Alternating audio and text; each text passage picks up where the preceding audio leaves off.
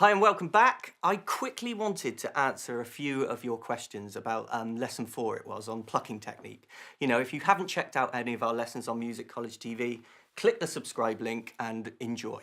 Okay, so lesson 4, plucking technique. This is the plucking hand, plucking technique, making sound out of the instrument. So somebody said, what about other ways of making sound out of the instrument? And absolutely, you know, what these lessons are designed to do is to give you a toolbox, something that you can trust, something that you can go away and work on. And it is not intended to be the be-all and end-all of bass guitar. You know, put yourself on the right path and eventually, with determination, hard work and practice, you'll eventually get to where your goals are set. So what other kind of plucking techniques? Well, of course, there's plectrum and pick. There's a great guy called Bobby Vega. Okay, if you haven't checked him out, we'll post a link to some videos of him playing. He's got a great style. He's fluent with fingerstyle, but he uses a pick in a really beautiful percussive way, using the the palm mute and a plectrum to actually play some really cool stuff. What else can you do? Ever heard of a guy called John Entwistle, The Who? You know, the ox. Yeah, he had a really distinctive tone where he would play very much over the heel of the neck as it joins the body, and play in a very sort of percussive style. So check him out. I'm not going to try and emulate it because I'll only make a fool of myself.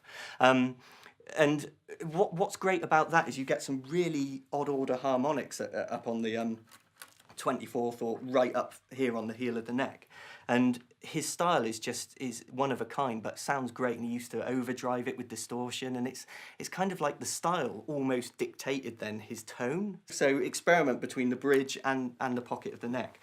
Guys like Stanley Clarke, you know, real flamboyant slap style with sort of flamenco, and you know, there's all of these things, so explore. Another one is just using the palm mute of the thumb. If you've seen Sting live or something on his old P bass, and he does, you know, it's just a wonderful. I love that style.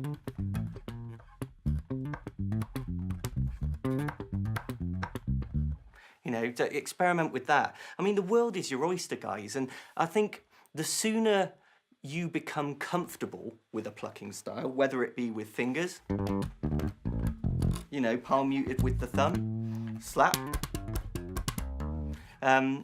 is kind of when you can quickly discover who you are musically. This has so much bearing on the sound that you make from the instrument. You know, the plucking and the fretting hands. A lot of people kind of come up to me after gigs and chat, and one of the things they say is like, oh man, it looks so easy. But the reality is, it's like it's honed through good technique. So whatever I've got, I've worked on, and I would describe the plucking hand in terms of dynamics or loudness. It goes from absolute soft to mental, if that's a, you know, Spinal Tap 0 to 11. But the fretting hand sits at absolute soft to about 5. You know, so it's about being able to almost disconnect them some way, so that as you get louder and harder, you don't try and overplay.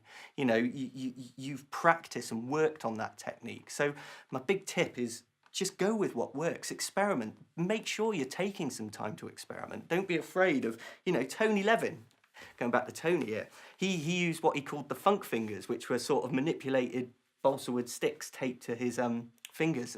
The track Sledgehammer, Peter Gabriel. He played that, fretless Music Man, with the funk fingers. We'll have to put some links up for this stuff. See if you can find some, guys. That's what you got to do. Okay, so please, let's get some discussion going about these other styles of playing, you know, and we'll see if we can find some good examples, or come back to us with players that have inspired you with weird and wonderful ways that they can, you know, approach the instrument. Matt Garrison, God, I nearly forgot him. Unbelievable.